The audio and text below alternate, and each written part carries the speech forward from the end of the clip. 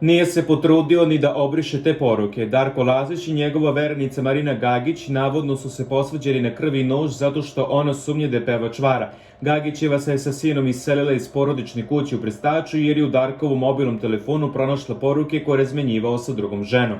Kako Informer saznaje, Lazić je nedeljama u kontaktu sa bivšom devojkom, ime poznato u redakciji Informera, koja takođe živi u Brestaču. Darko je nedavno u selu sreo bivšu devojku sa kojom se kratko zabavljao. Ona ga je ostavila što je tada povredilo njegovu sujetu i kada joj je ponovo video poželeo da je smuva. Posle susreta je počeo i da je proganja. Stalno joj šalje poruke i jednu od prepiski videla i Marina, kaže izvor blizak pevaču. Prema njegovim tvrdnjama Gagićeva je čačkala po Darkovom telefonu dok je on spavao. Čim je videla poruke, odlučila da spakuje svoje i Alekseve stvari i ode kod svojih roditelja u Pećinci. Marina je pobesnala kada je videla da se njen verenik dopisuje sa bivšom devojkom. On se čak nije potrudio ni da obriše te poruke. Odmah je pokupila najosnovnije stvari i bebu i otišla u porodičnu kuću svojih roditelja.